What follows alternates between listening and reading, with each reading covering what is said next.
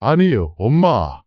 그래도 며느리가 시아버지 제사라고 일 끝나고 힘들게 왔는데 용돈도 안 주고 보내는 게 어딨어요? 뭐? 음식도 전부 내가 했고 설거지도 내가 다 했다. 너희는 와서 밥밖에 더 먹었니? 일부러 일도 안 시켰더니 왜 난리야? 그래도 기분이 그게 아니죠. 요즘 시아버지 제사 챙기는 며느리가 흔해요. 그리고 갑자기 왜 그러세요? 늘 주시다가 그러면 애엄마가 제사 때 또 가고 싶겠어요? 그러게 오지 말라는데 왜 와? 용돈 줄까봐 그러냐? 서운하게 왜 말을 그렇게 하세요? 지금 서운한 게 누군데 그래? 아버지 제사 기억도 못한 놈이 말이 많다.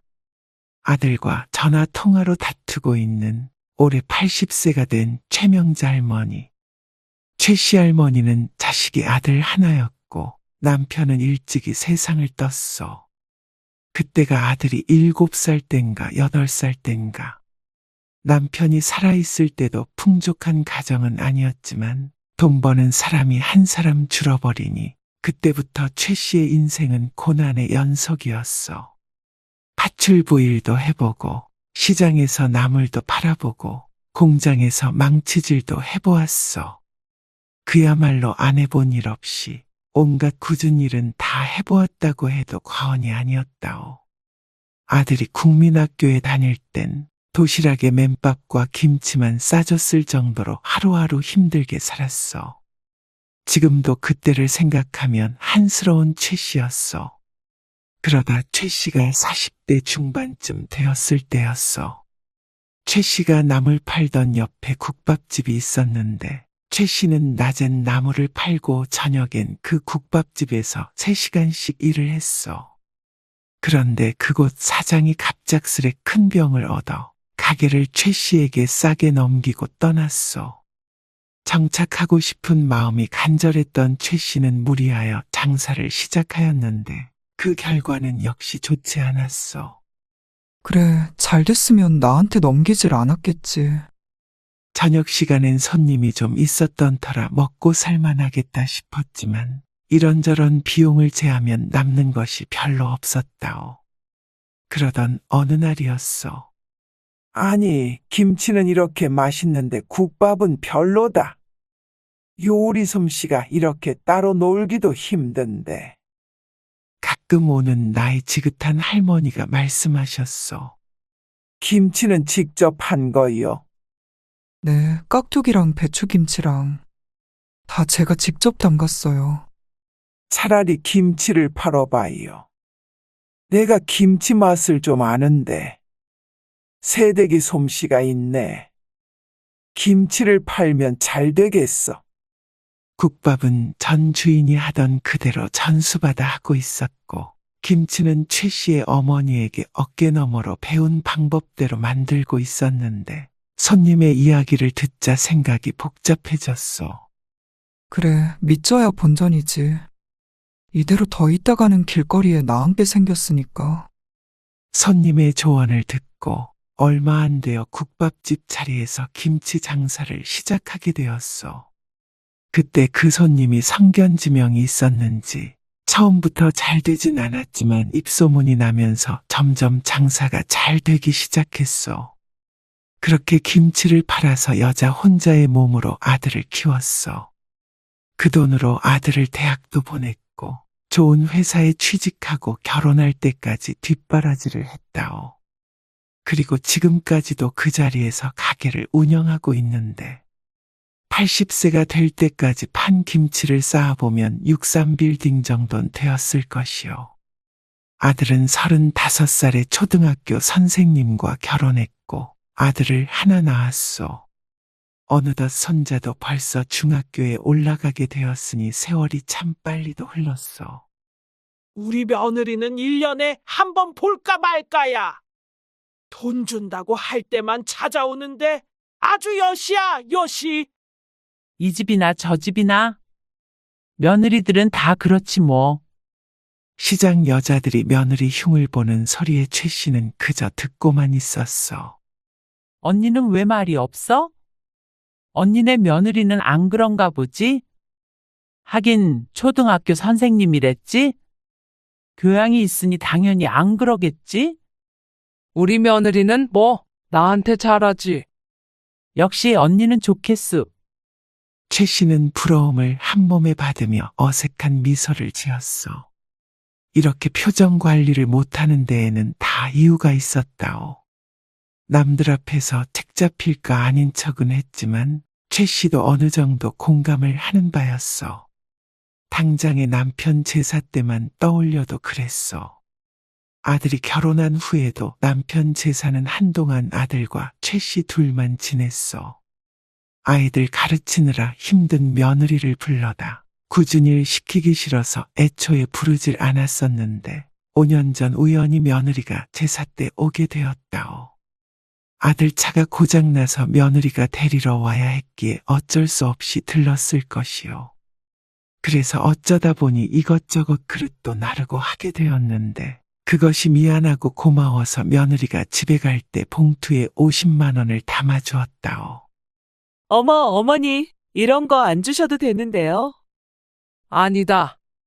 내가 고마워서 그러지. 다음부터는 오지 않아도 된다. 우리끼리 작게 지내면 돼. 힘든데 뭐하러 와. 감사히 잘 쓸게요. 그리고 5년 전 그날 이후로 며느리는 매년 남편의 제사 때마다 참석했어. 돌아갈 땐 늘 흰 봉투와 함께였고 말이요. 그래서 시장 여자들이 하는 소리에 자신도 모르게 그때의 일이 떠올랐다오. 최 씨도 그녀들의 말이 남의 일이 아님을 최근 들어 부쩍 느끼게 되었으니 말이요. 제사 이야기가 나와서 하는 말이지만 작년 제사 때도 어이없는 일이 있었어. 보통은 최 씨가 아들에게 일주일 전쯤 아버지 제사라고 일러주는데 작년엔 정신이 없어 전화를 깜빡했더니 제사 당일날이 되어도 아들에게 언제 온다 간다 연락이 없는 것 아니겠어? 너 오늘 아버지 제사인 건 알고 있지? 혹시나 하는 마음에 그날 오후에 최 씨가 아들에게 전화를 걸었어. 아버지 제사요? 벌써요? 어찌나 화들짝 놀라던지 오히려 최 씨가 더 놀랐어. 너 아버지 제사가 언젠지도 모르냐? 이상하다. 집사람이 왜 말을 안 해줬지? 뭐? 네 아버지 제사를 네가 챙겨야지. 왜 선욱이 애미가 챙겨야 해? 아이 진짜 요즘 정신이 없어서 그랬어요. 설마 제가 아버지 제사도 모를까 봐서요. 오늘 퇴근하고 갈게요. 최 씨는 한숨을 푹 쉬었어. 알았다. 다 차려놓을 거니까 너 혼자 조용히 왔다 가라. 엄마 지금 몸살 기운도 있어서 상도 조금만 차릴 거야.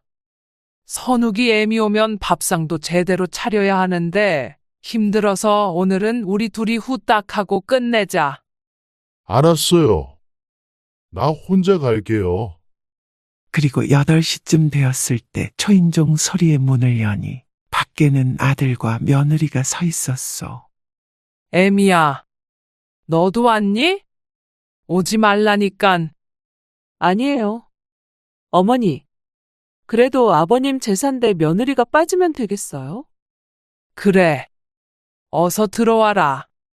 아들과 며느리가 들어와서 거실을 보더니 놀랐어. 엄마, 벌써 다 준비해놨네? 죄송해요. 제가 좀 더 일찍 왔어야 하는 건데. 아니다. 간소하게 차렸다. 몸이 안 좋아서 얼른 지내고 좀 누워야겠어. 그런데 최 씨의 바람대로 빨리 끝내고 쉴 수 없었어. 저녁 시간대 아들 며느리가 왔으니 함께 밥도 먹여야 했고 아들도 술을 한 잔, 두 잔 먹으니 자리가 길어졌어. 늘상 며느리가 올 때마다 이것저것 일이 늘어 제사 때 며느리가 오는 것이 오히려 힘에 부칠 때도 있었어. 이제 곧 80세이고 그날따라 낮에 일도 고되어서 아들도 며느리도 얼른 집에 돌아가줬으면 하는 마음이 간절했다오. 엄마, 그럼 우리 가볼게요. 어머니 이것들 어떻게 다 치우셔요? 걱정 말고 밤 늦었는데 어서 가봐라. 가서 선욱이도 챙겨야지. 그러면서도 아들도 며느리도 설거지 대신하겠다는 소리는 없었어. 산처럼 쌓인 설거지를 하고 뒷정리를 하니 자정이 지나 있었어. 그런데 아픈 몸을 이끌고 막 이부자리에 눕자마자 아들에게 전화가 걸려왔어. 이 시간에 무슨 일이야?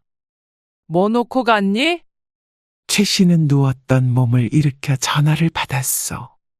그게 아니라 오늘 애엄마 말이에요. 선욱이 애미가 왜? 무슨 일 있어?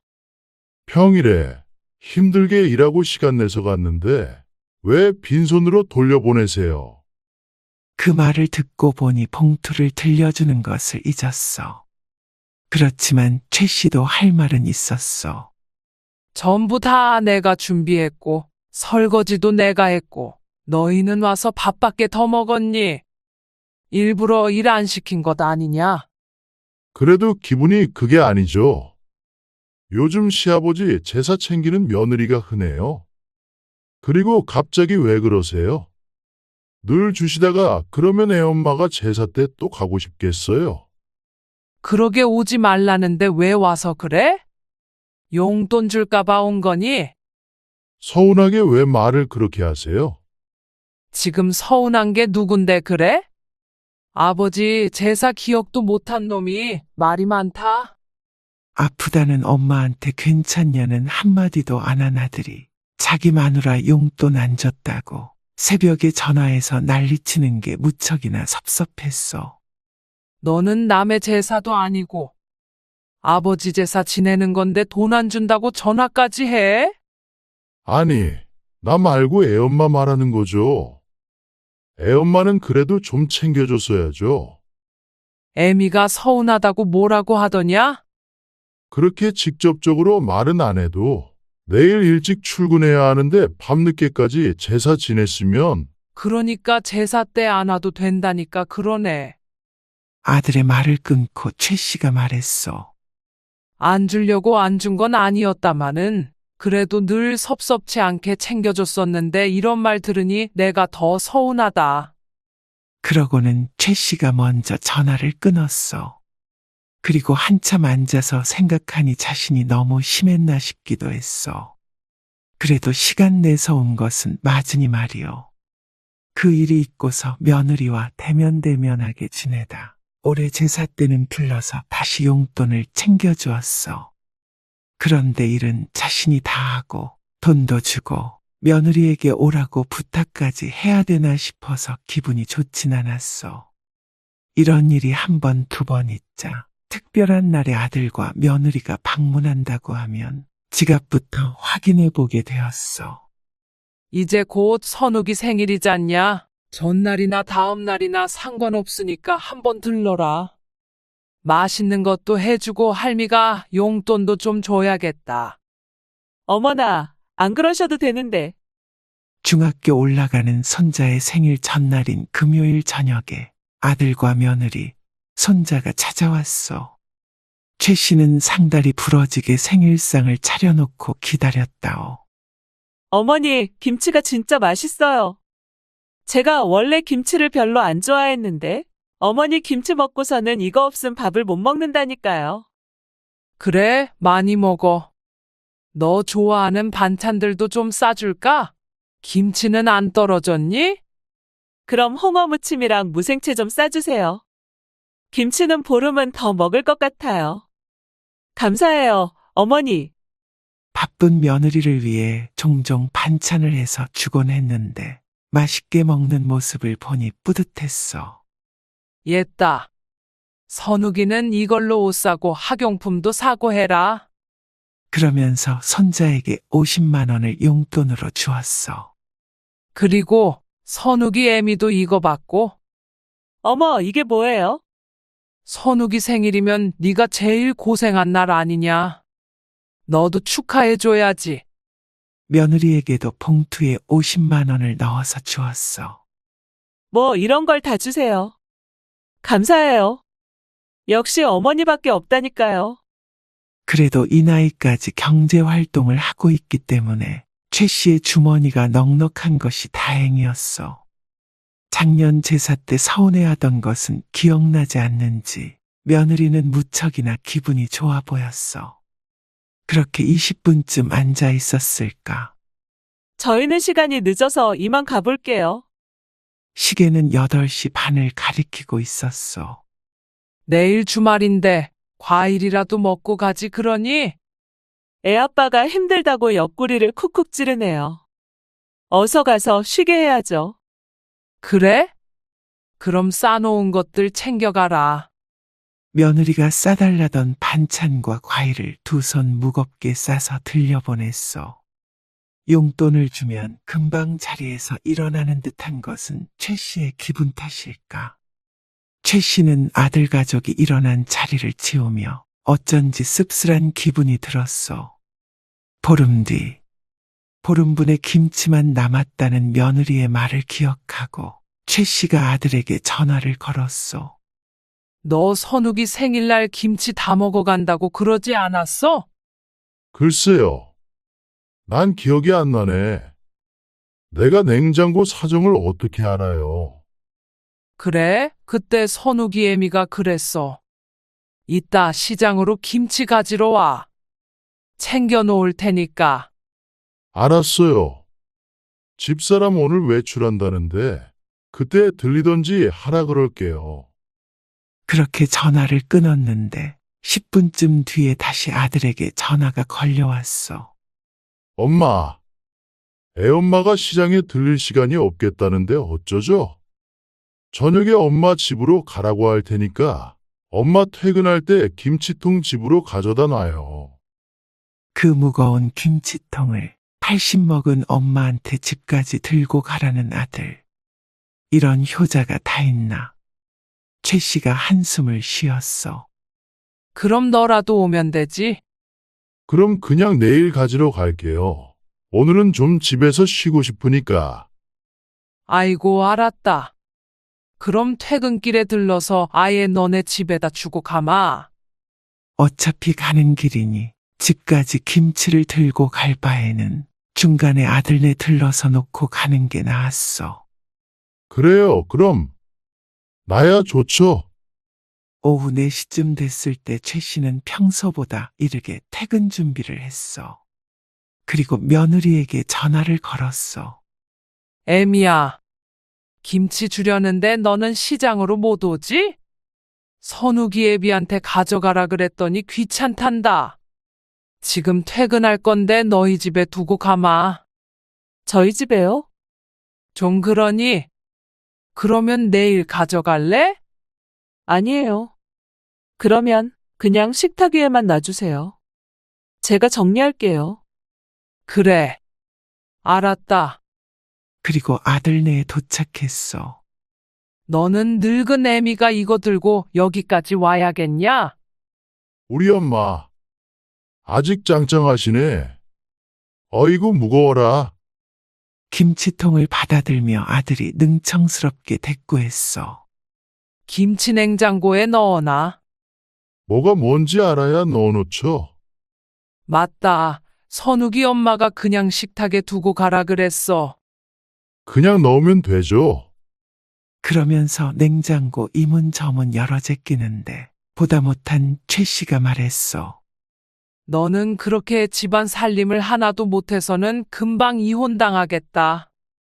나도 청소는 해요. 실없이 웃는 아들 보고 저리 비켜보라고 한 최 씨가 김치 냉장고 문을 열었어. 김치통들로 꽉 차 있는 냉장고 안을 들여다보며 최 씨가 고심했어.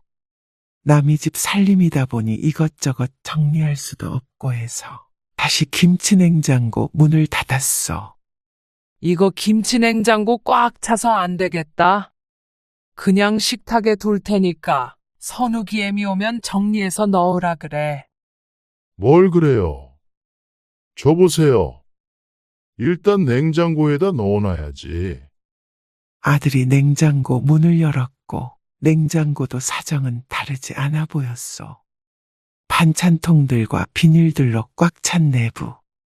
아들이 그 사이에 김치통을 쑤셔 넣으려 하니 최 씨가 말렸다오. 그렇게 막 넣으면 다 떨어지지. 비켜라. 그냥 대충 넣어줘요. 아들이 소파에 드러누우며 말했어. 너는 주말에는 네가 좀 밥도 하고 그래야지. 선욱이 애미도 일하는 사람인데 그렇게 퍼질러져 있을 거야? 주말에 왜 이렇게 잔소리를 하세요? 귓등으로도 안 듣는 아들을 뒤로 하곤 최 씨가 냉장고 안에 자리를 마련하기 위해 반찬통을 차곡차곡 쌌는데 어떤 냄새가 코를 찔렀어. 이건 내가 준 반찬통인데. 눈에 익은 반찬통 하나를 열어보니 썩은 내가 진동했어. 애구머니나. 여기서 냄새가 나고 있었구나 싶었는데 다른 반찬통 몇 개를 더 열어보니 한 달도 더 전에 싸주었던 음식들까지 고스란히 들어있는 상태였어. 도대체 언제 싸줬던 음식인지도 가물가물했어. 그리고 냉장고 한켠을 크게 차지하고 있는 검은 비닐봉지. 설마 하는 마음에 비닐 입구를 열어보았는데 손자 생일날 최 씨가 싸줬던 반찬들이 최 씨가 넣어놓은 그대로 썩고 있었어. 아예 열어보지도 않은 제 봉지채로 들어있었다오. 냉장고 안에 내팽개쳐진 반찬들, 최 씨의 마음도 함께 썩어 나뒹굴었어. 아들네 온다고 하루 종일 땀 흘려가며 준비했던 음식들이었어. 먹다 남아서 버리는 것까지는 이해가 가도 보름 동안 아예 꺼내보지도 않았다는 것이 충격적이었어. 요즘 젊은 사람들은 집에서 밥을 잘 안 해 먹는다지만 꺼내서 먹기만 하면 되는 걸 이렇게 방치하다니. 그리고 안 먹을 거면 애초에 싸가질 않으면 될 일 아니요? 힘들게 싸준 정성이 무시당했다는 생각에 화가 치밀어 올랐지만 꾹 눌렀어. 최 씨는 김치통을 얼른 넣어놓고 냉장고 문을 닫았어. 자신의 집도 아니고 며느리 살림이니 검사할 요량은 아니었지만 허락 없이 냉장고를 열어본 것은 자신의 잘못이니 가타부타 하기도 꺼려졌어.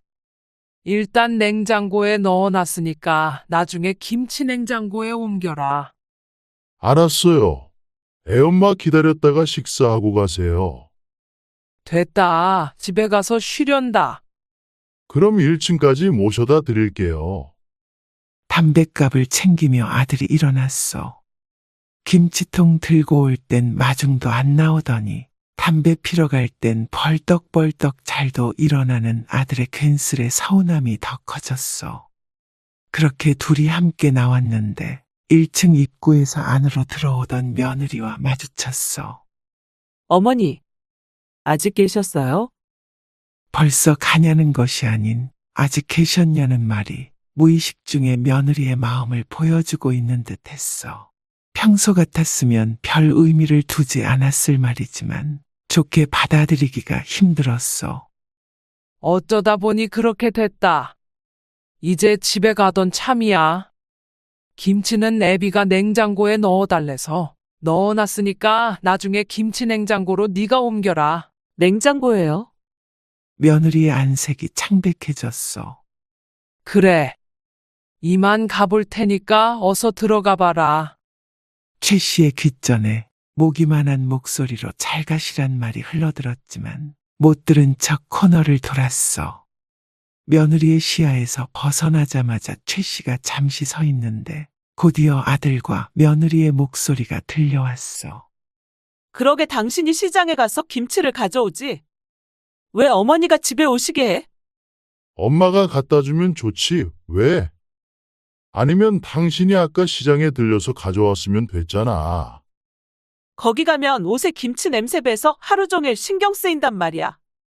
젓갈 냄새 풀풀 나는 거 싫어하는 거 알면서 그래? 참, 그러면 김치는 왜 먹는지 모르겠네. 지금 그게 중요해. 그리고 왜 어머니는 남의 집 냉장고를 열어보셔? 너무 경우가 없으시잖아. 경호, 말이 좀 심하다. 아들 집이 남의 집이야. 그리고 내가 김치 좀 넣어달라 그랬어. 왜 이렇게 예민해?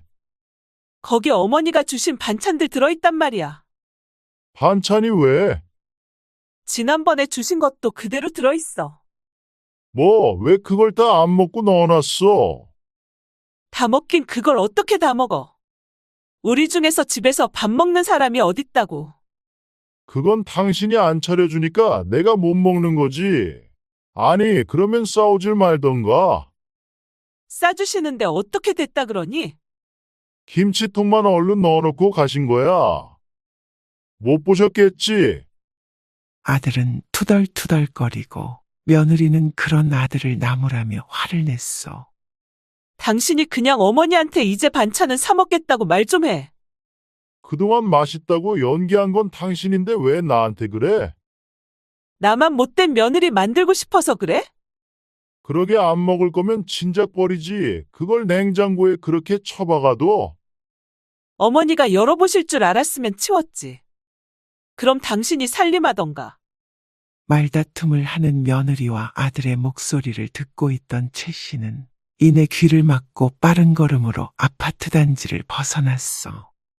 그리고 집으로 돌아가는 버스에 앉아서도 최 씨는 멍한 상태였어. 망치로 누군가 머리를 거세게 후려친 듯 했어. 이거 해주세요. 저거 해주세요. 며느리의 목소리가 귓가에 울리는 듯 했어. 최 씨도 시간이 남아돌아 반찬을 해다 바친 것이 아니었어. 맛있게 잘 먹었다는 며느리의 말에 퇴근 후에 시간을 쪼개서 해다 줄 때도 많았어. 그런데 저런 생각을 하고 있는 줄은 꿈에도 몰랐어. 시어머니가 듣고 있는 줄은 몰랐겠지만 그래서 더욱 본심이 나오지 않았겠어? 시어머니의 김치가 제일 맛있다던 며느리는 모순적이게도 김치 냄새가 싫어 시장에 오기 싫다고 했어. 그 젓갈 냄새 풍기는 김치 덕분에 저들이 번듯한 아파트에 살고 있는 것도 있고 말이요. 최 씨는 이불 위에 드러누워 한참을 생각했어. 어찌 보면 영이해 못할 것도 아니었어. 그래, 젊은 애들이니까. 이제 반찬 안 주면 문제 없지. 좋은 게 좋은 거라고. 차마 반찬을 싸주는 시어머니에게 거절의 말을 하지 못했을 며느리의 심정을 이해하려고 노력했어. 그리고 냉장고 문을 열어보는 것도 충분히 싫어했을 만하고 말이요. 하지만 머리로는 이해했지만 마음에 상처를 입지 않은 건 아니었기에 그 후로 아들과 며느리에게 먼저 전화하지 않았어. 그래서 사이가 이전보다는 대면대면해졌다오. 반찬을 주거나 김치를 주는 일이 아니면 며느리와 특별히 살갑게 수다를 떠는 사이도 아니었기에 최 씨가 연락하지 않으니 자연스레 멀어지는 걸 느꼈어. 그런데 이전 같았으면 왜 안 찾아오나 궁금해하고 집에 홀로 있는 것이 외롭다 느꼈겠지만 최 씨는 요즘 좀 다른 기분을 느꼈어. 며느리도 내 식구라고는 생각했지만 아들하고는 달라서 며느리가 집에 올 때면 괜스레 청소하게 되고 밥상도 신경 쓰게 되었는데 이제 차라리 편해진 듯 했어. 그리고 웃고 있는 며느리 얼굴을 보며 속으로는 무슨 생각하나 의심하게 되는 것도 싫었고 말이요. 엄마, 집사람 생일에 같이 찾아뵐게요. 며느리의 생일을 앞둔 어느 날 아들에게서 전화가 왔어. 선욱이 엄마 생일인데 너희끼리 시간 보내지 뭐하러 와? 집사람이 생일에 엄마가 해준 음식 먹고 싶다는데 어떡해요? 최 씨는 속으론 아들이 자신을 놀리나 싶었어. 그러나 둘이 다투던 이야기를 최 씨가 알고 있다고는 꿈에도 모르는 아들이 말을 이었어.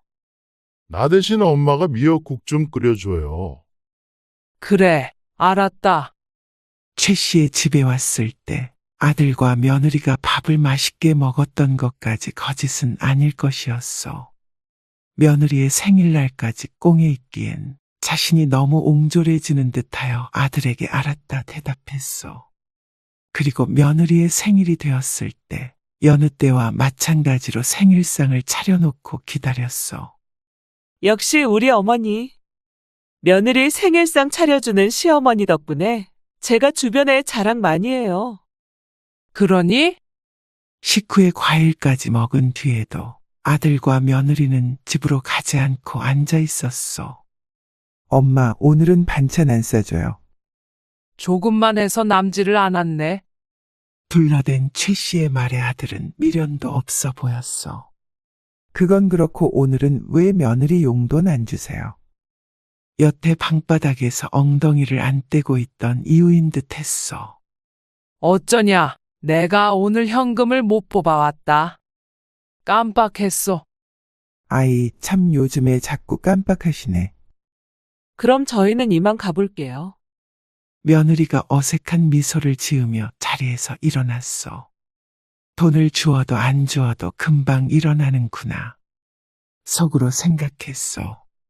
아들과 며느리가 가고 최 씨는 후회가 되기도 했어. 내가 너무 했나? 그래도 생일인데 선물 하나 안 줬으니.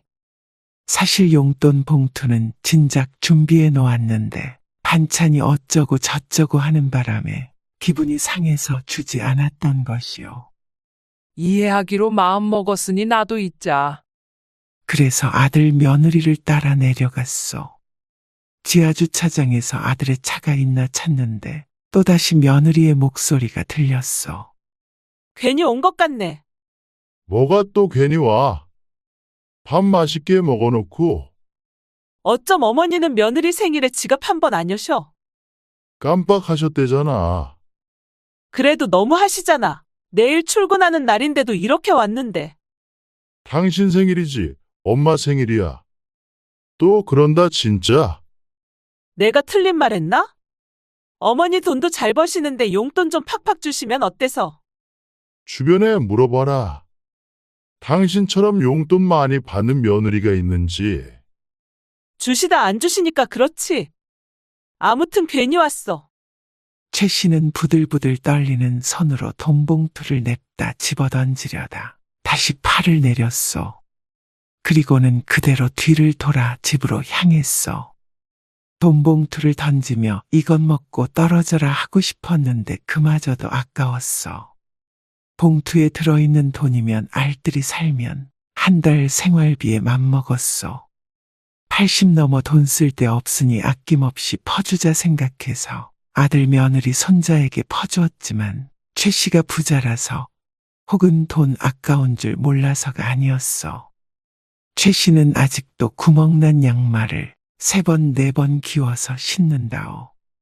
그런 최 씨가 아들네에게 주는 것은 그저 돈이 아닌 사랑이었어. 아들에게는 어릴 때 못해주었던 건 맘껏 해주고 싶었고 며느리에게는 고마운 마음을 표현하고 싶었다오. 반찬도 마찬가지였어. 그런 최 씨의 마음이 무참히 짓밟힌 듯했어. 아들, 딸이 최 씨의 집에 오는 것은 자신이 보고 싶어서는 아닌 듯 했으니 말이요. 이곳에서 당장 뭐라 할 수도 있었지만 최 씨는 그러지 않았어. 아들인 이상 최 씨가 죽을 때까지는 연이 다했을 테니 심한 말로 아들과 며느리를 핥히고 싶지 않았어. 다만 최 씨는 다짐했어. 죽는 그 순간까지 아들이나 며느리에게 기대지 말고 기대하지도 말자. 그저 적당한 거리를 지키며 살자. 또한 이제 아들 며느리가 왔다고 버선발로 반기지 말고 허리 휘도록 밥상을 차려 바치지도 말자. 그러면 상처 줄 일도 상처 입을 일도 없을 것이요. 하지만 최 씨의 쓰디쓴 속을 달랠 길은 없었어.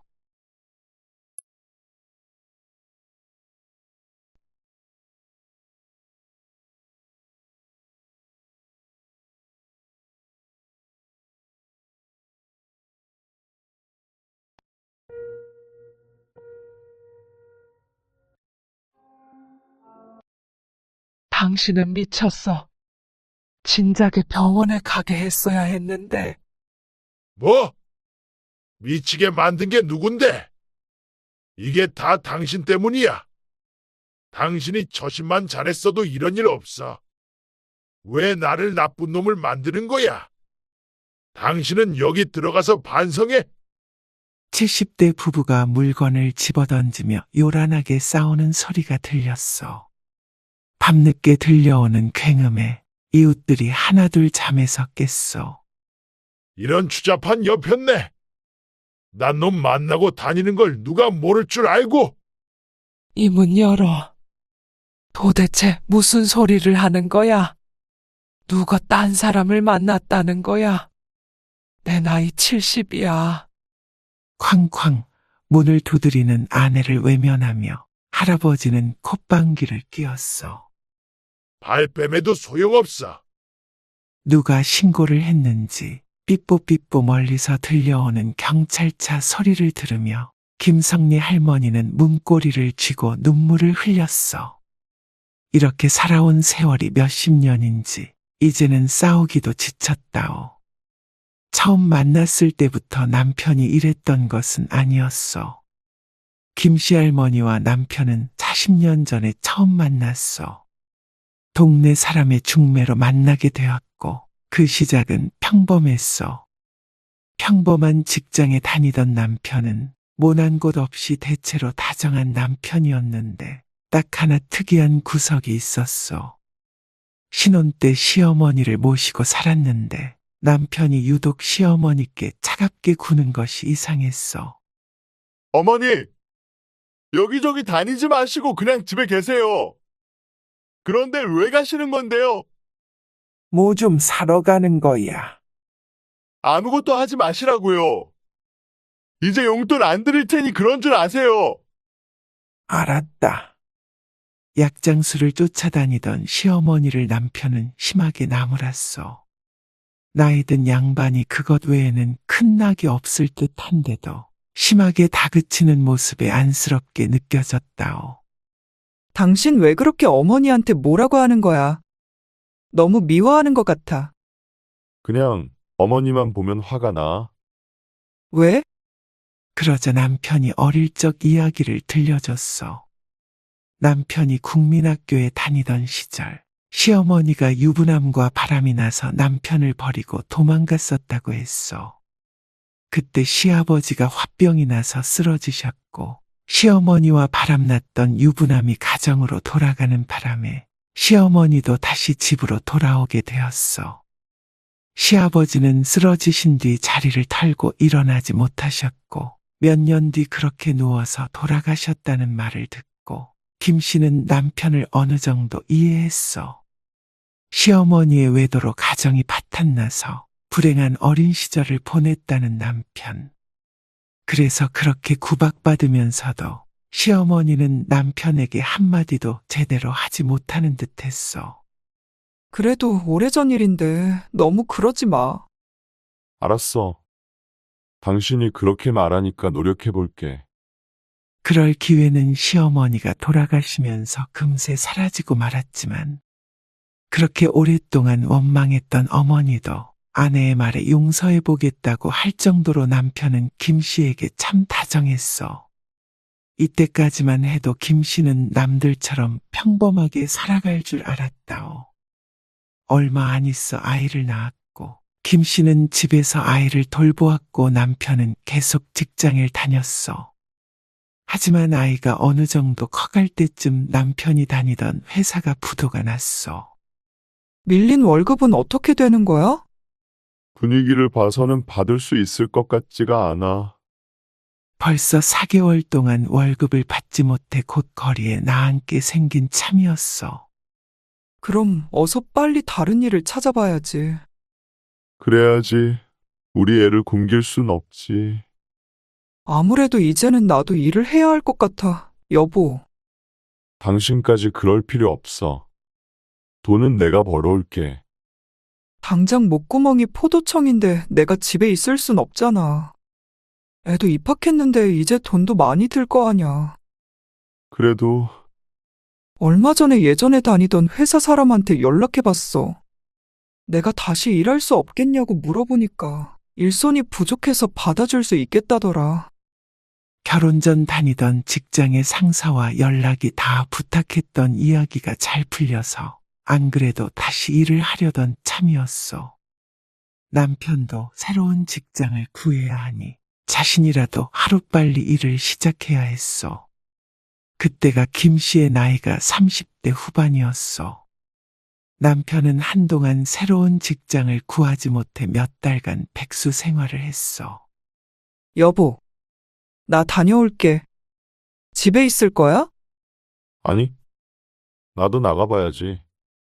남편은 점점 무기력해져 갔고, 반면에 김 씨는 바깥 생활을 하니 활력이 생겼어. 오늘도 늦어? 요즘 좀 바쁘네. 그러면 그때 그 동료랑 같이 일하는 거야? 그렇지. 그리고 어느새부턴가 직장 동료와 김 씨와의 사이를 의심하기 시작했어.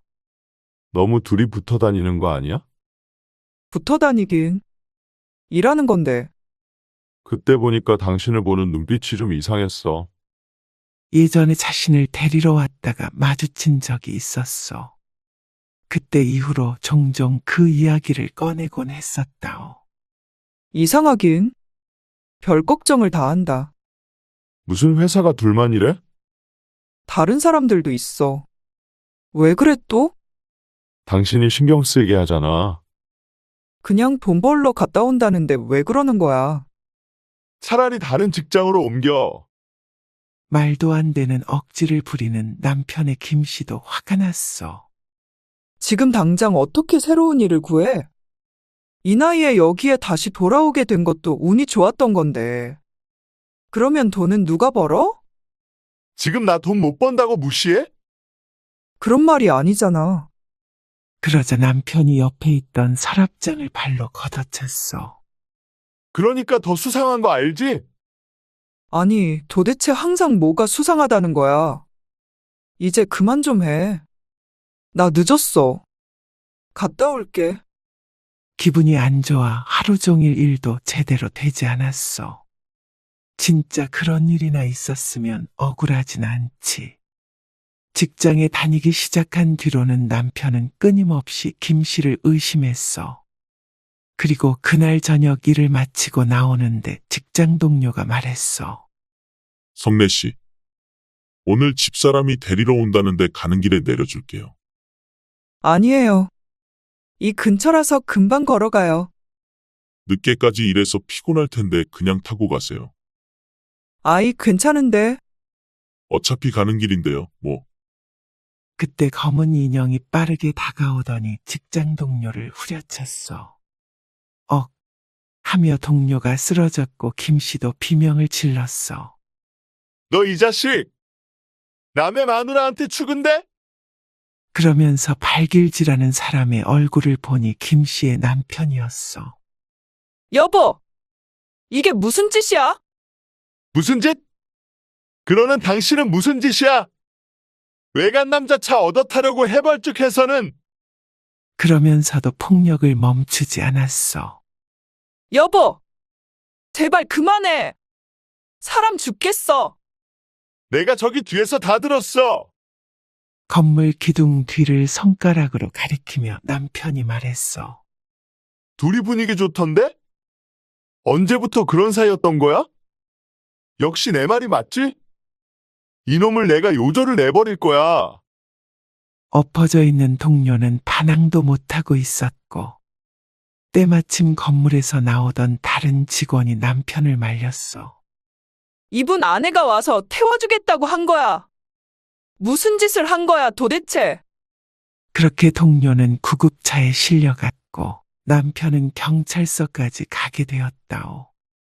다행히 피해자가 합의를 해주어 철창 신세는 면했지만 김 씨는 직장에서 잘렸고 합의금을 물어주느라 오랫동안 고생했어. 미안해. 내가 오해했어. 최소한 무슨 상황인지는 먼저 물어봤어야지. 어떻게 사람이 주먹부터 나가? 내가 그때 눈이 뒤집혔어. 그리고 차 좀 얻어 탄다고 바람피는 것도 아니고 그게 그렇게 눈이 뒤집힐 일이야? 그리고 그전부터 계속 의심하고 물건도 집어 던지고 폭력적으로 굴었잖아. 오늘도 아무 일 없었대도 회사까지 쫓아와서 지켜보고 있었던 거 아니야? 어떻게 그럴 수가 있어? 그리고 사람을 그 지경으로 만들어? 이렇게는 못 살겠어. 우리 이혼해. 그러자 남편이 김 씨의 바지가랑이를 잡았어. 당신도 알잖아. 우리 어머니 때문에 우리 집이 산산조각 났었던 거. 자꾸 그때 생각이 나서 그랬나 봐. 우리 가정을 지켜야 한다는 생각에 정신이 어떻게 됐었던 것 같아. 정말 미안해, 여보. 그래도 그렇지. 어떻게 그래? 남편의 말에 김 씨도 다소 누그러진 투로 대답했어. 앞으로도 그런 일 없을 거라고 어떻게 장담해? 절대 그럴 일 없어. 전부 내 오해라는 거 알았어. 당신도 우리 딸을 생각해서라도 이혼 얘기는 하지 말아줘. 남편을 탓하던 김 씨도 남편의 가정사를 알기에 그를 이해해 보려고 노력했어. 또 남편 말대로 딸을 두고 성급히 이혼할 수도 없었어. 그래서 서글프게 말하는 남편을 더 이상 책망하지 않기로 했어. 그리고 김 씨와 남편 앞에 닥친 당장 해결해야 할 문제들 때문에 더 깊게 생각할 여유도 없었다오. 먹고 사는 문제보다 중요한 것 없으니 말이오. 저기 사거리에 있는 통닭집 알지? 우리 자주 사 먹는 곳. 그래, 거기. 내가 어제 그 사장님이랑 얘기를 좀 하게 됐는데 말이야. 다른 사람에게 가게를 넘기고 귀농하겠다네. 그래서 나보고 생각 있냐고 그러길래 내가 밤새 생각해 봤는데 우리가 인수하면 어떨까? 둘 다 벌이가 시원치 않은데 아이는 커가니 걱정이 이만저만이 아니었어. 그래서 김 씨도 솔깃했어. 잘 되는 집이라 먹고 살만 할 거야. 어떻게든 끌어모아서 같이 운영해보자. 그렇게 김 씨와 남편은 함께 통닭집을 하게 되었어. 함께 출근하고 함께 퇴근하고 함께 잠드니 그야말로 둘은 24시간 붙어 살았어. 그러니 이전과 같은 문제가 생길래야 생길 틈도 없었다오. 장사는 잘 되었고 그렇게 몇 년간은 행복한 생활을 했어. 김 씨의 딸은 어느덧 중학생이 되었고 건너편에 치킨집이 생기는 바람에 김 씨가 운영하는 통닭집은 파리만 날리게 되었어. 그래서 김 씨가 45세가 되던 해에 통닭집 문을 닫게 되었어. 김 씨는 근처 마트에 계산원으로 들어가게 되었고 남편은 다행히도 부동산을 하는 지인을 따라 일하게 되었다오. 이렇게 들으면 직업만 바뀌었을 뿐 큰 문제는 없어 보였지만 항상 붙어 살던 둘이 떨어지게 되며 비극이 시작되었어. 성례 씨는 좋겠네. 네? 뭐가요? 아직도 신혼 같은가 봐. 옆 계산대의 동료가 김 씨의 뒤를 가리키며 말했어. 뒤를 돌아보자 남편이 보였어. 오늘도 성례 씨 보러 여기 온 거 아니야? 어떻게 매일같이 저래? 진짜 부인을 사랑하나 보다? 마트에 취직한 뒤로 하루도 빠지지 않고 남편이 방문했어. 부동산 일이 비교적 자유롭다 보니까 시도 때도 없었어. 하루에 단 1분이라도 얼굴을 보고 돌아갔다오. 지극정성이야. 정말 부럽다. 우리 남편도 저거에 반만 닮았으면 좋겠네. 김 씨는 어색하게 웃었어. 실상은 보여지는 것과는 조금 달랐다오. 퇴근 후 집에 가자 남편은 술에 취해 있었어. 너 계산한다면서 그 새로운 놈이랑 히히덕거리는 거 다 봤다. 둘이 무슨 얘기했어? 이래서 내가 안 갈 수가 없어. 또 무슨 소리야? 그리고 당신은 일 안 해? 왜 자꾸 마트에 오는 거야? 당신 때문에 일을 못 하잖아. 그게 왜 내 탓이야? 당신 분명히 안 그러겠다고 해놓고 왜 또 그러는 거야? 이번에 마트에 새로 들어온 직원이 김 씨와 비슷한 또래였어. 그리고 업무를 알려주느라 다른 사람들보다 대화를 자주 하게 된 것은 사실이었어. 왜? 또 이혼하자고 하게? 언제적 얘기를 하고 있어? 당신이 언제든 날 떠날 생각을 하고 있으니까 내가 불안해서 그럴 수밖에 없는 거 아니야. 그러니까 내가 왜 떠난다고 생각을 하냐고. 당신 때문이야. 안 그러던 남편은 김 씨가 마트에 다닌 이후로 늘 불안해했고 술을 마시면 항상 이런 레파토리로 아내를 몰아붙였어. 제발 그만 좀 해. 지친다. 지쳐! 지금 나한테 지친다고 했어? 만취한 채 말꼬리를 잡고 늘어지는 남편을 당해낼 수가 없었어. 그러고 나서는 다음날 술이 깨면 사과했어. 미안 여보. 내가 그러면 안 되는데. 욱하는 마음에 그랬어. 둘이 너무 친해 보여서. 하나도 안 친해. 일 얘기 말고 할 말이 뭐가 있다는 거야. 알았어. 이제 정말 안 그럴게. 나 오늘 회식 가야 해. 당신 때문에 매번 빠져서 이번에는 정말 참석해야 돼. 거기는 쫓아오고 그러지 마. 창피해서 살 수가 없어. 알았어. 대신 어디서 하는지만 알려줘. 그래야 안심을 하지. 약속을 단단히 받고 나서 출근한 김 씨는 일을 마치고 다른 사람들과 함께 식사를 하고 있었어. 식사 자리가 파는 분위기라 몇몇은 집으로 돌아갔고 여자 직원 둘이 함께 화장실에 가는 바람에 김 씨와 남자 직원 하나만 테이블에 앉아 있었어. 너 내가 이럴 줄 알았다. 갑자기 나타난 남편이 김 씨의 뺨을 내려쳤어. 주변 사람들이 혼비백산해서 남편을 말렸어. 뭐? 회식? 내가 혹시나 해서 와봤는데 남자랑 술 마시면서 회식한다고 뻥을 쳐?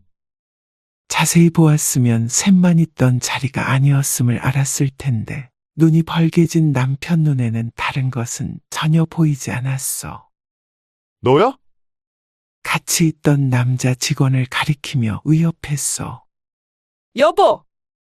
왜 이래? 회식한다고 했잖아. 뺨을 맞고 충격에 굳어있던 김 씨가 서둘러 남편을 말렸어. 내가 또 그 말을 믿을 줄 알고? 테이블 위에 있던 그릇이며 컵이며 요란한 소리를 내면서 바닥으로 떨어졌어. 식당 안이 난리가 났고 얼마 있지 않아 경찰까지 출동하게 되었어. 화장실에 갔던 여직원 둘이 돌아오고 식당 주인도 나서서 증언을 해주어 오해임을 알게 되었지만 김 씨에게는 씻을 수 없는 상처를 남겼어. 당신한테 손찌검을 하다니 내가 죽일 놈이야. 남편은 또다시 싹싹 빌며 어릴 때 상처가 아직도 남아서 그렇다. 당신이 예전에 이혼하자고 해서 그렇다. 늘상 하는 변명을 늘어놓았지만 김 씨의 마음은 이미 다쳐버렸어. 그날 김 씨는 다짐했어. 딸만 성인이 되면 꼭 이혼해버리기로 말이요. 그리고 당연한 말이지만 다니던 마트는 그만두고 다른 마트로 옮기게 되었어. 그곳에서는 또 무슨 난리가 날지 몰랐기 때문에 돈만 벌자 하는 마음으로 사람들과 교류도 전혀 하지 않았어. 그렇게 집, 마트만 왔다 갔다 하는 삶을 몇 년간 살았어. 김 씨는 50살이 되었고 딸도 곧 있으면 성인이었어. 한동안은 별 탈 없이 평화로운 듯 보였어. 그런데 김 씨가 일을 마치고 집에 돌아가는 길이었어. 뚜벅뚜벅. 집으로 걸어가는데 조용한 와중에 발소리가 따라왔어. 조금 빨리 걸었더니 발소리도 빨라졌고 느리게 걸으니 발소리도 덩달아 느려졌어. 식은땀이 흐르는 것이 느껴졌어. 김 씨는 그동안에도 종종 이런 느낌을 받곤 했는데 오늘따라 차도 안 다니고 지나가는 사람도 없어서 유독 소리가 크게 들렸어. 집까지는 10분이나 더 걸어야 했고 골목이 외져서 큰 길로 나가려고 발길을 돌렸어. 그리고는 도망치듯 빠른 걸음으로 걸어갔어. 그런데 그때 누군가가 김 씨의 팔을 잡아챘어. 깜짝이야. 누구세요? 여보. 나야 나. 김 씨의 남편이 그녀의 팔을 잡고 있었어. 어딜 그렇게 급히 가는 거야? 집에 안 가? 김 씨는 안도의 한숨을 쉬었어. 놀랐잖아. 누가 쫓아오는 줄 알고 큰 길로 나가려고 했지.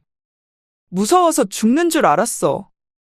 그러자 남편이 같이 가자며 웃고는 김 씨의 어깨를 잡았어. 김 씨는 이때는 미처 몰랐어.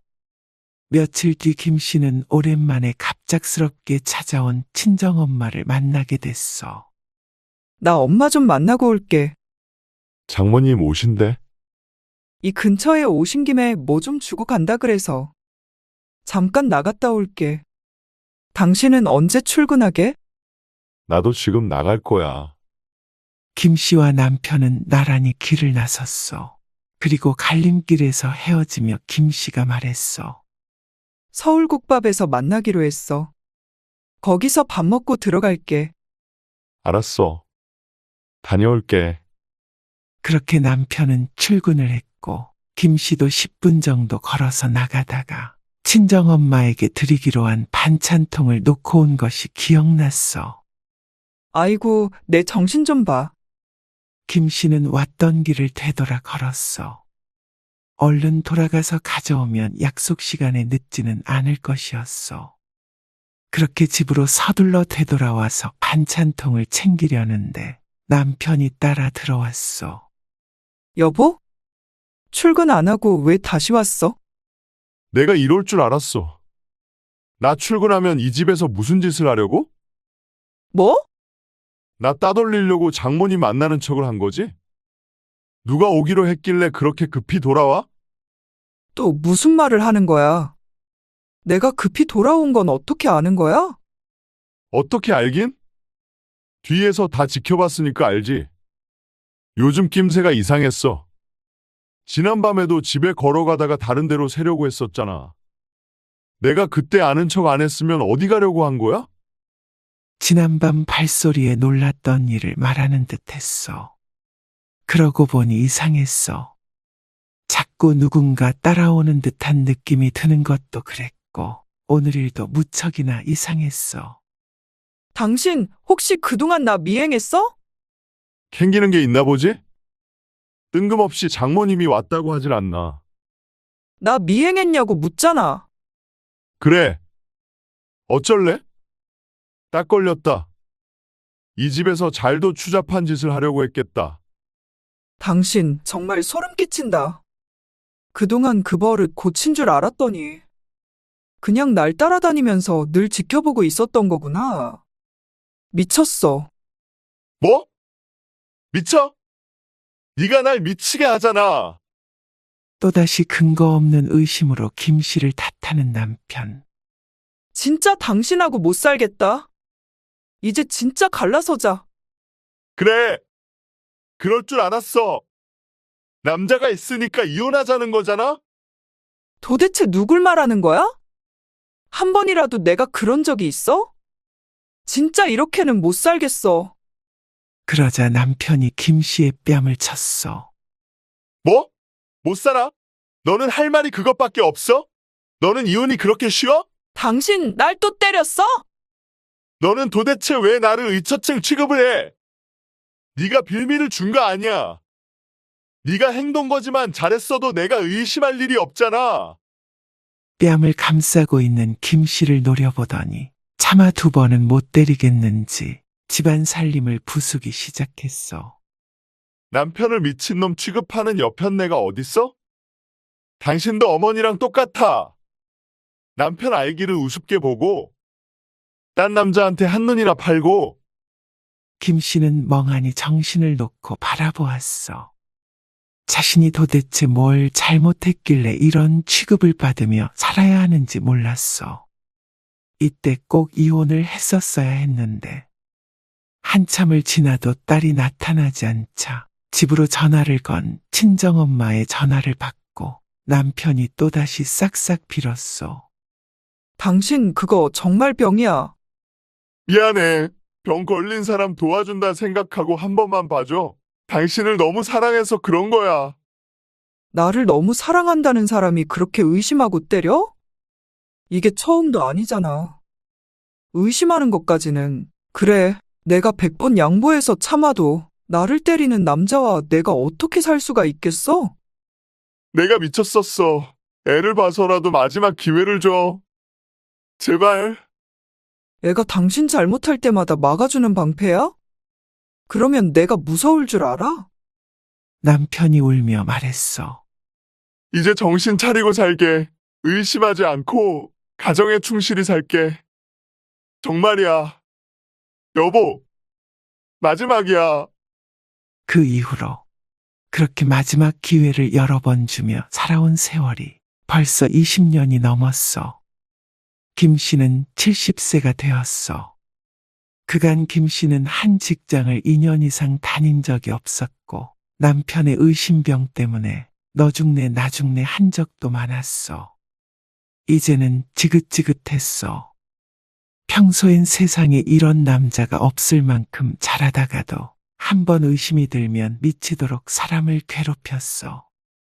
그것은 아내가 70세가 되어도 여전했어.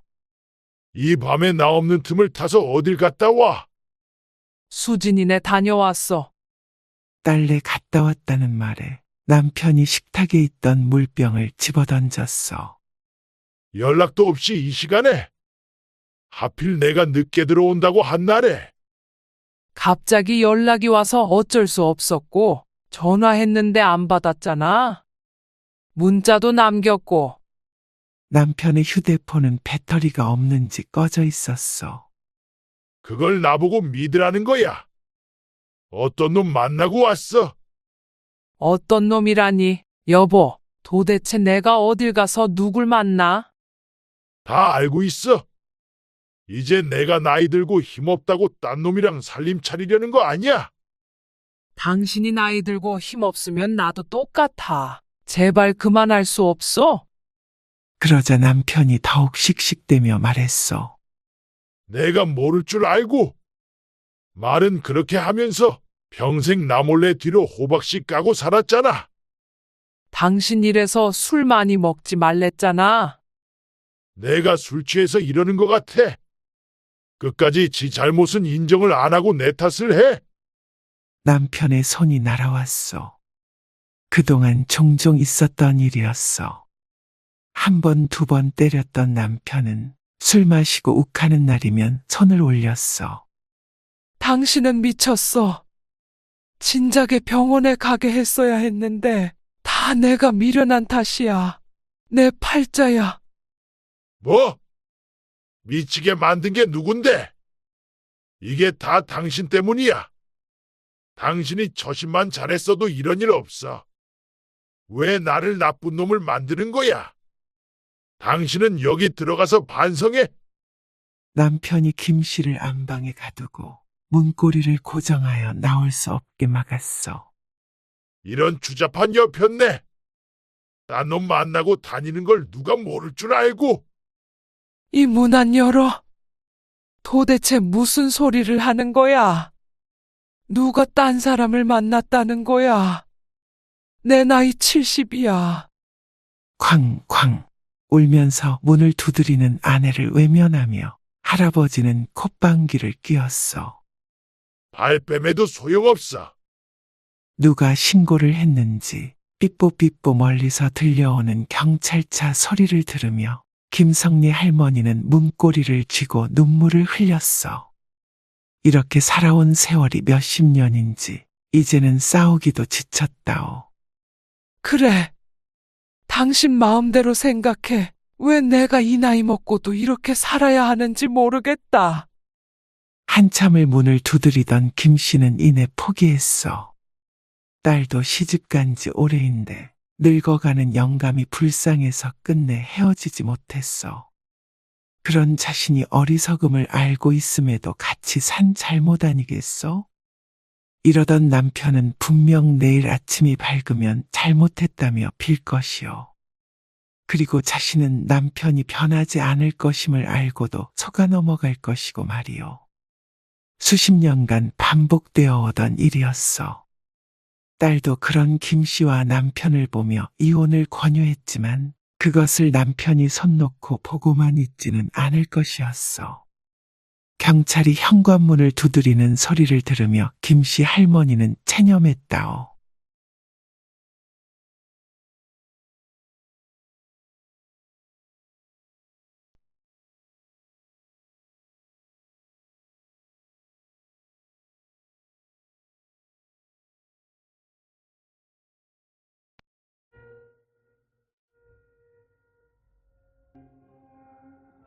어머니, 왜 여기까지 와서 행패를 부리세요? 뭐? 이게 행패를 부리는 거냐? 저 이 사람과 결혼한다고 분명히 말씀드렸습니다.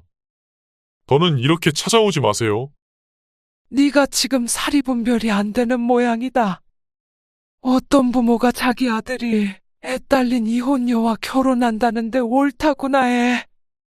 계속 그러시면 연 끊습니다. 어머니도 저는 없는 셈 치고 사세요.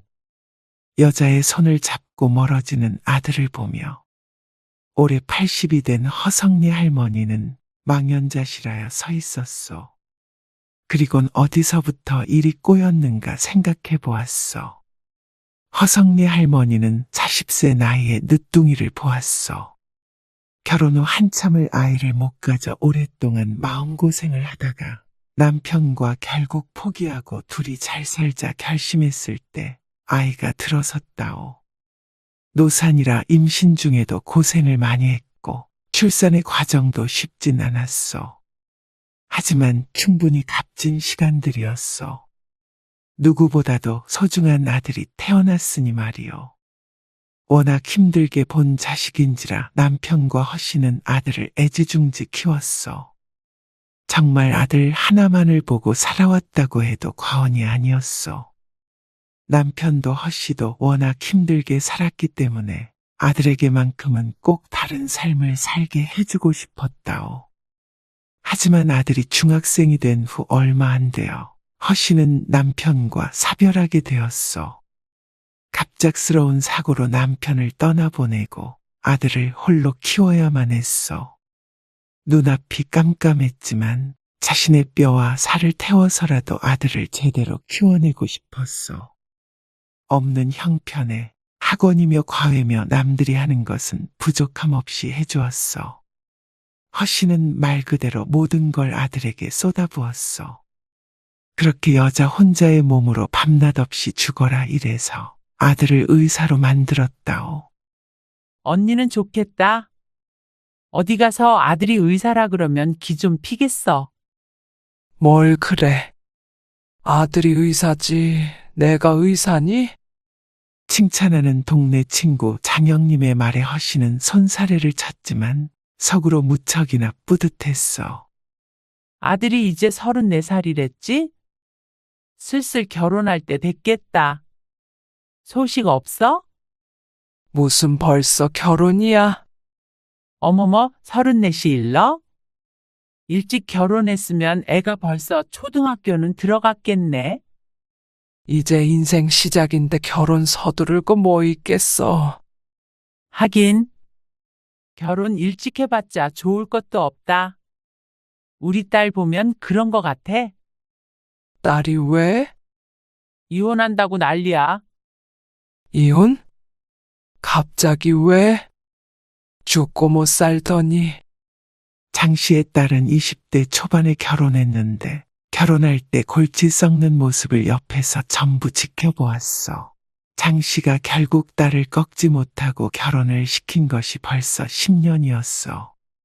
한 10년 살아보니까 아니다 싶은가 보지. 성격 차이? 뭐 그렇다는데 성격이 서로 딱 맞는 사람이 어딨어? 그냥 다 참고 사는 거지. 툭하면 이혼한다 그러는데 아주 질렸어. 진저리 치는 친구를 보며 허씨가 말했어. 그래도 그러는 데는 이유가 있겠지. 딸하고 얘기 좀 잘해봐. 그리고 요즘엔 이혼이 흠도 아니라더라. 시대가 바뀌었잖아. 우리 때랑 달라. 그건 알지. 근데 아무리 그래도 이혼녀 딱지 붙는 건데 웬만하면 그냥 살라 했지. 그래도 딸 행복이 먼저 아니겠어? 하지만 자신이 얼마나 오만한 조언을 했는지 얼마 안 있어 깨닫게 되었소. 어머니, 저 혜영이랑 결혼하겠습니다. 어느 날 아들이 말했소.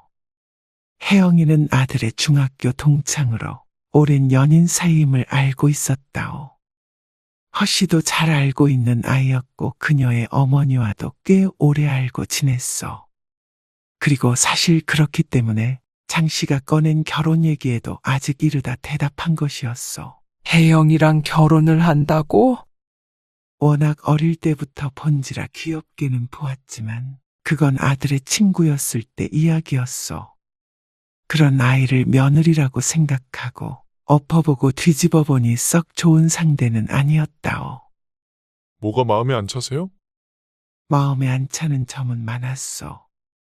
여자 나이 34살이라는 것도 적지 않아 보였고 죽집을 하는 엄마를 따라 식당 일을 하고 있다는 점도 마음에 걸렸어.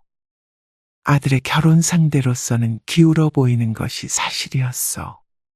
그리고 같은 동네에 20년 넘게 살다 보면 서로를 속속들이 알게 된다오.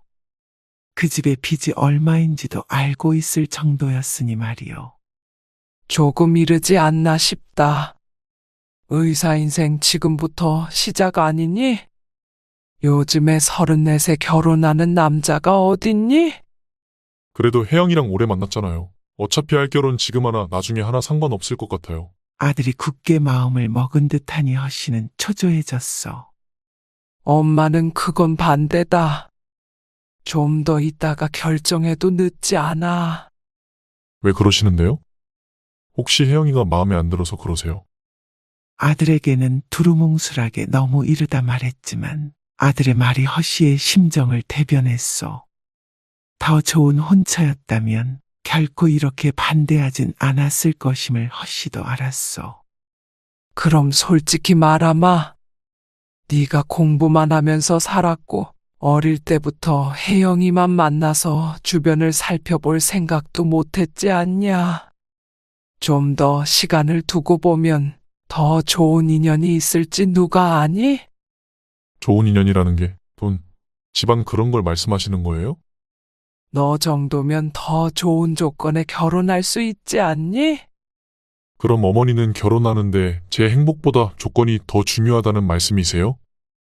아들이 이해할 수 없다는 듯 언성을 높였어.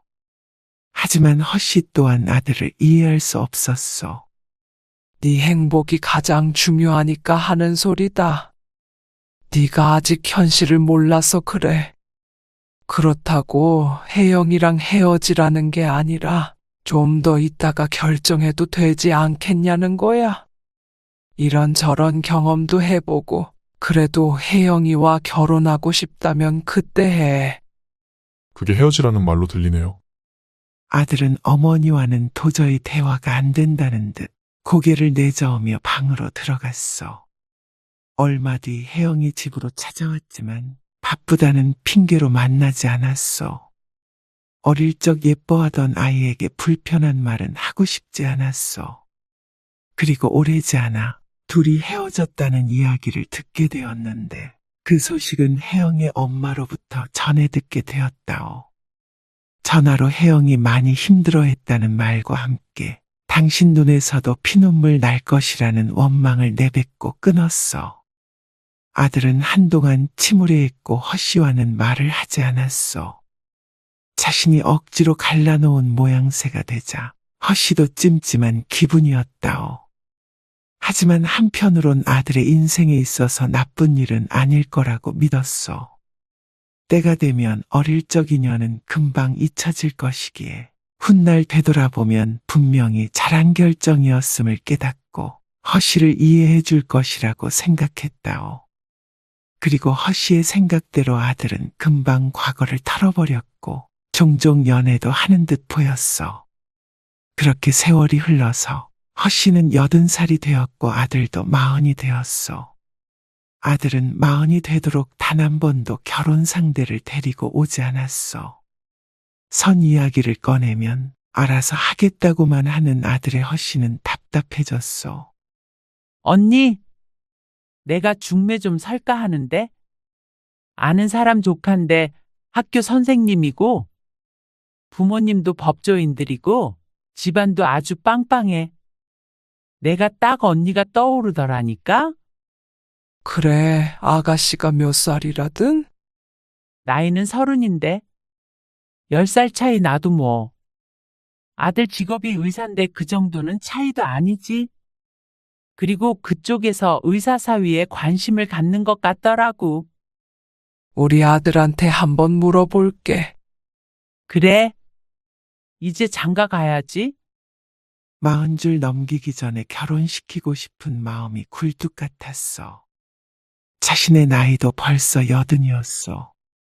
이러다 손주도 못 보고 눈을 감을까 무서웠어. 그러던 차에 좋은 선자리가 들어온 것이었어. 학교 선생님이라는 직업도 마음에 들었고 부모님이 법조인이라니 의사라는 직업과 격이 맞을 듯했어. 그래서 그날 밤 아들을 불러다 이야기했어. 너 선 한번 볼래? 아주 참한 아가씨가 있어서 말이야. 그러자 아들이 대답했어. 저 만나는 사람이 있어요. 뭐? 그런 얘긴 없었잖니?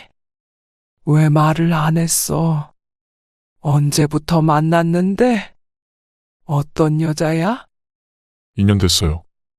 만난 지 2년이나 됐다는데 허씨는 전혀 모르고 있었어. 왜 소개시켜주지 않고선 이제 너도 결혼할 때 됐잖아. 안 그래도 결혼 얘기하고 있어요. 그래서 소개해드리려고 했어요. 어떤 사람인지는 직접 만나보세요. 그래. 한번 데리고 와봐라. 설렘 반 두려움 반이었어. 드디어 아들을 장가 보낸다는 생각에 설레기도 했고 어떤 사람인지 말을 안 해주기에 누굴 데려올지 두렵기도 했어. 한 번 아들의 결혼을 반대한 적이 있었기에 허씨도 조심스러웠어. 하지만 아들도 이 사람 저 사람 만나봤으니 어지간하면 괜찮은 사람을 데리고 올 것 아니겠어? 약속날이 되자 허씨는 집도 대청소를 하고 좋은 옷을 입고 꽃단장을 했어. 미래의 며느리가 될지도 모르는 사람이니 괜찮은 시어머니처럼 보이고 싶었어. 어서 와요. 아들을 따라 들어오는 여자에게 허씨가 인사했어. 안녕하세요. 어머니, 고개 숙여 차분하게 인사하는 여자가 허리를 펴자 허씨의 인상이 굳었어. 참한 아가씨를 상상했던 허씨의 바람과는 조금 달랐다오. 나이가 좀 있어 보였는데 40인 아들과 나란히 있는데도 누가 보아도 여자 쪽이 더 나이 들어 보였어. 그렇게 생긴 사람도 있지. 하며 애써 웃었어. 여자가 내미는 선물을 받아들고 자리에 앉았어. 그래, 올해 나이가 어떻게 되나요? 그러자 여자가 머뭇거리며 대답했어. 올해 45이에요. 허씨는 놀라서 까무러칠 뻔했다오. 어쩐지 곱게 화장을 했는데도 아들보다 나이가 많아 보였으니 자신의 눈이 정확했어. 45이요? 허씨가 말을 잇지 못하자 여자가 민망해했어. 요즘엔 여자가 연상인 경우도 많다지만 그건 젊었을 때 이야기 아니겠어? 30살 남자와 35살 여자는 괜찮아 보이지만 40살 남자와 45살 여자는 허씨에겐 조금 다르게 보였어. 여자는 이제 곧 50살이지 않소. 아이도 낳아야 하는데 그런 일은 요원해 보였어. 허씨는 표정 관리를 위해 무척이나 애를 써야 했다오. 그래요. 하는 일은요? 같은 병원 원무과에서 일하고 있어요. 머릿속으로 아들에게 소개해 주려고 했던 학교 선생님이 스쳐 지나갔어. 대학은 나왔고요. 어머니, 그런 것까지 물어보세요. 대학이 뭐가? 허씨도 자신이 초면에 무례하다는 생각도 했지만 마음이 다급해져서 어쩔 수가 없었어. 저 대학은 안 나왔어요. 마음속에서 끙 앓는 소리가 절로 나왔어. 분위기가 침체되는 듯 하자 허씨가 애써 밝은 목소리로 물었어. 내 정신 좀 봐. 이름이 뭐예요? 김지혜입니다. 그래요, 지혜씨, 많이 들어요. 하지만 허씨는 밥이 입으로 들어가는지 코로 들어가는지 몰랐어. 여자가 집에 돌아가고 아들도 기분이 좋지 않아 보였어. 허씨도 티내지 않으려 노력했지만 어쩔 수 없이 못마땅한 것이 표시가 났던 것 같았어. 어떤 것 같으세요? 뭐가 말이야? 지혜씨 말이에요. 참하긴 한 것 같더라. 허씨는 아들의 기분을 살피며 말을 아꼈어. 이미 한 차례 결혼을 반대한 적이 있기에 덮어놓고 안 된다 할 수가 없었어. 아들의 나이도 있고 말이요. 몇 번 더 만나보시면 어머니도 분명히 마음에 들어 하실 거예요. 허씨는 선 이야기가 턱끝까지 올라왔지만 꾹 참았어. 그리고 긍정적으로 생각하려고 노력도 했어. 어차피 아이를 낳으면 일을 그만두어야 하니 직업이 무엇이 대수일까. 하지만 장 씨가 중매서기로 한 학교 선생님 정도면 집안 살림하면서 아이들도 잘 가르칠 것이기에 쏙 마음에 들어했던 걸 떠올린다면 아들이 소개시켜준 여자의 직업은 썩 마음에 들지 않았어. 그리고 그 나이에 아이를 낳을 수 있을지도 미지수이고 말이요. 생각이 꼬리에 꼬리를 물고 갈팡질팡하는 마음을 다잡았어. 며칠 뒤에 아들이 근무하는 병원에 진료를 보러 갔다가 아들 얼굴이나 한번 볼까 했지만 바쁜 아들의 얼굴은 못 보고 허탕을 치고 돌아오려는데 병원 앞에서 웬 젊은 남자와 팔짱을 끼고 있는 여자를 보게 되었어. 여자의 얼굴이 무척이나 낯이 익었는데 얼마 전 아들이 데리고 온 결혼 상대 같은 것 아니겠어? 설마 했지만 찜찜한 기분이 들어 얼굴을 자세히 보기 위해 한 발 한 발 다가갔어. 저도 모르게 코앞까지 갔는지 여자가 허씨를 알아보고 인사했어. 어머니, 안녕하세요. 아, 지혜씨였구나. 허씨도 얼떨결에 마주 인사했어. 눈은 자동으로 옆에 있는 남자에게 굴러갔어. 젊은 남자는 자신을 쳐다보는 허씨를 보며 어리둥절해했고 여자는 낭패라는 표정을 지었어. 그러자 허씨는 이 여자가 자신의 아들을 놔두고 젊은 남자랑 바람을 피고 있는 것이 아닌가 생각하게 되지 않겠어? 그 심한 마음에 화가 나 눈썹이 이마 끝에 닿을 듯 치켜 올라갔어. 한마디 하려고 입을 여는데 그보다 먼저 젊은 남자가 말을 했어. 엄마, 누구셔? 허씨의 입이 벌어진 채로 다물어질 줄 몰랐어. 나중에 말해줄게. 일단 집에 가 있어.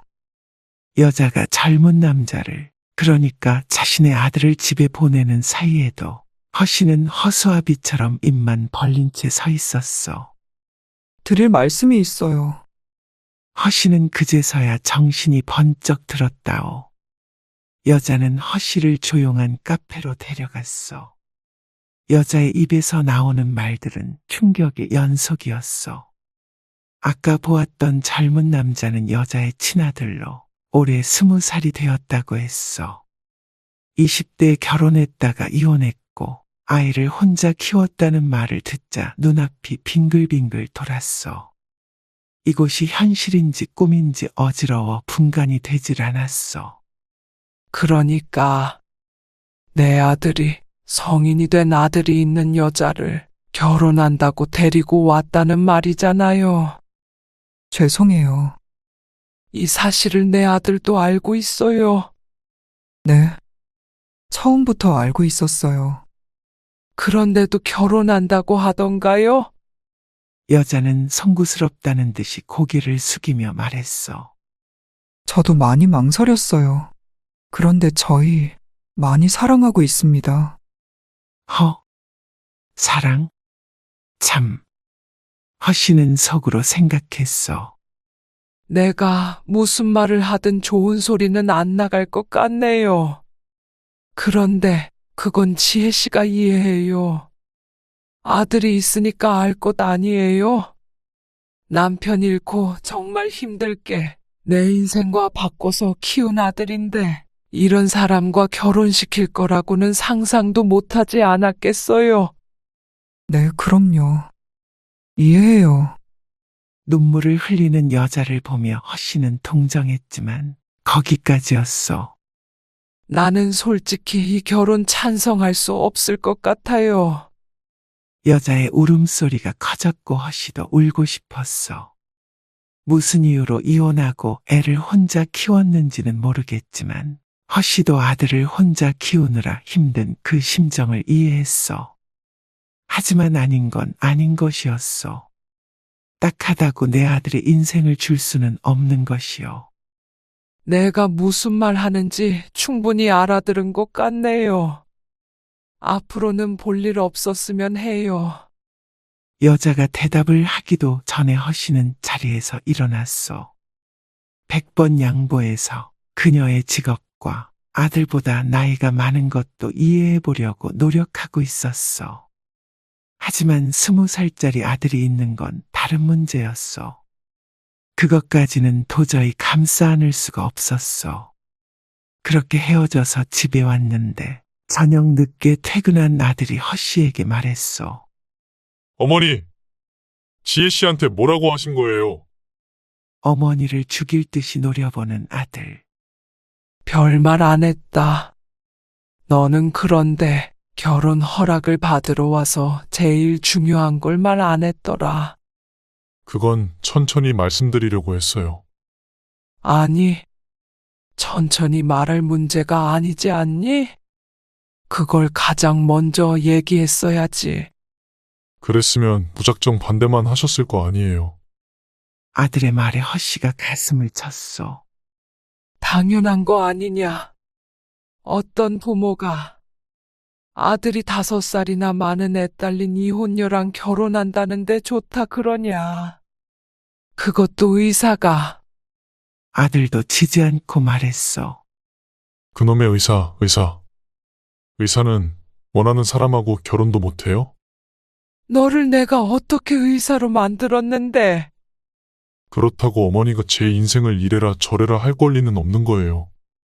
공부시켜주신 건 살면서 갚을게요. 그런 얘기가 아니었어. 허씨는 결코 아들이 의사를 만들어준 은혜를 갚길 원하는 게 아니었어. 심장을 꺼내서 보일 수 있다면 아들 앞에서 까발려보고 싶었어. 아니다. 이래라 저래라 하고 싶은 게 아니야. 나는 다 너 잘 되라고. 네가 행복했으면 해서 그러는 거야. 왜 애미 맘을 몰라주니? 어머니, 저는 지혜 씨랑 결혼하는 게 행복해요. 지금은 그렇게 생각할 수 있다. 그런데 살다 보면 그게 아니야. 지금은 그 사람만 보여도 시간이 지나면 또 그 소리세요? 혜영이도 그렇게 말씀하시고 반대해서 결국 헤어지게 만드셨죠. 이번에는 절대 어머니 뜻대로 못해요. 다 널 위해서 하는 소리야. 아니요. 다 어머니를 위해서 하는 말이죠. 저 의사 만드느라 힘들었으니 그 보상을 받고 싶은 거 아니에요? 서로 핥히고 찌르고 입을 떠난 보이지 않는 칼이 서로를 찔렀어. 승자는 없고 패자만 있는 말씨름이 제자리만 돌고 돌았어. 난 너 하나만을 보고 살았다. 너에게만은 나와는 다른 삶을 살게 해주고 싶었어. 좋은 며느리 봐서 대접받고 싶은 마음도 없다. 그저 너만 잘 살면 되는데 왜 내 맘을 몰라주니? 지혜 씨와 결혼 반대하신다면 어쩔 수 없어요. 이제 어머니 혼자 사세요. 저는 이 집을 나가겠습니다. 뭐 나랑 연이라도 끊자는 거냐? 필요하다면, 연을 끊어야 한다면 끊겠습니다. 그건 어머니가 선택하시는 거죠. 그리곤 아들은 집을 나가버렸어. 미처 붙잡을 틈도 없었어.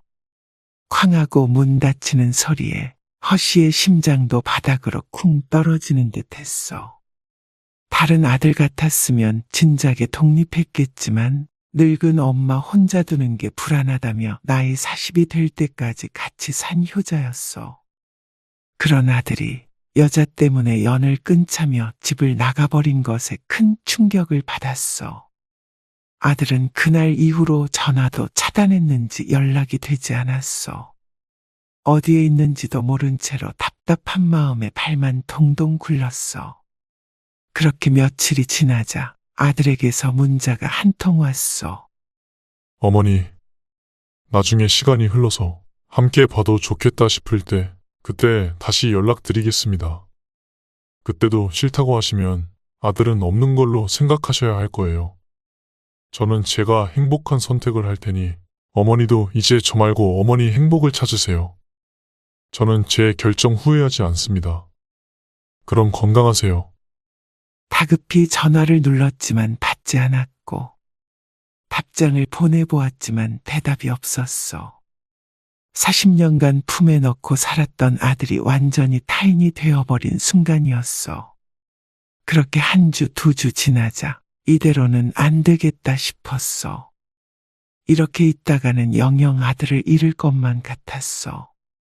그래서 허씨는 병원으로 향했어. 여기 혹시 김지혜 씨라고 근무하고 있나요? 원무과에 앉아있는 직원에게 물었어. 네. 지금 점심 먹으러 갔는데 조금 있으면 돌아올 거예요.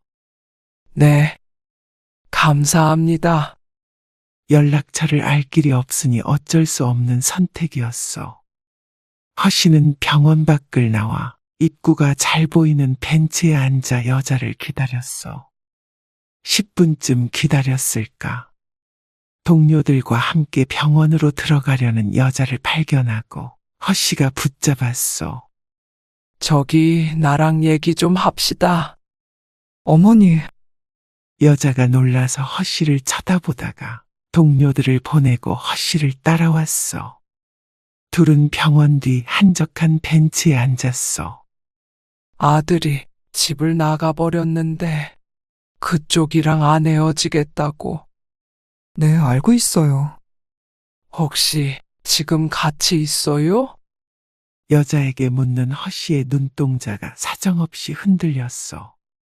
여자는 뜸을 들이더니 대답했어. 네, 같이 살기로 했어요. 죄송합니다. 반대하면 나랑 영 끊겠답니다. 이대로 결혼할 거래요. 그쪽도 같은 생각인가요? 그러자 여자가 고개를 끄덕였어. 그때는 날 이해한다고 하지 않았어요. 분명히 그때 알아들었다고 했잖아요. 네, 죄송해요. 그런데 저도 이제 행복하게 살고 싶어요. 어머니, 어머니라고 하지 마세요. 그러면 내 아들 인생은 생각 안 해요? 왜 내 아들이 흠 있는 여자랑 결혼해야 하는데요? 흠이요? 여자가 눈물을 글썽거렸고 허씨도 내심 뜨끔하긴 했지만 사과할 생각은 하지 못했어. 도저히 말이 곱게 나오질 않네요. 흠이라고 해서 그렇지만 사실이 그렇잖아요. 20살짜리 시커먼 아들이 있는 이혼녀가 내 아들이랑 결혼한다고 하면 누구라도 그렇게 말할 거예요.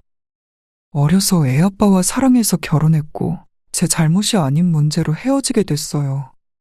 그래도 아들 키우면서 저 정말 열심히 살았고 남들에게 손가락질 받을 일 안 하면서 살았어요. 아드님에 비해서 제가 많이 부족하지만 흠 있다는 얘기는 정말 가슴이 아프네요. 나도 다른 사람 얘기면 그러지 않아요. 하지만 딴 사람이 아니라 내 아들이잖아요. 나도 어쩔 수가 없다는 걸 이해해 주길 바래요. 지혜 씨도 아들이 있잖아요. 입장을 한번 바꿔서 생각해 보세요. 여자가 눈을 질끈 감았어. 허씨는 장담하건대 여자가 절대 자신과 다른 결정을 할 것이라곤 생각하지 않았어. 부모 마음은 다 똑같은 것 아니겠어? 그러면 내가 어떻게 하면 좋을까요? 이렇게 내 아들이 불구덩이 속에 들어가는 걸 지켜보기만 하라는 말인가요? 죄송해요. 잘 살아볼게요. 애가 어린 것도 아니고 20살이에요. 그러는 지혜 씨 아들은 40살 새아빠를 인정하겠대요. 그동안 종종 만났어요. 저희 아들은 좋대요.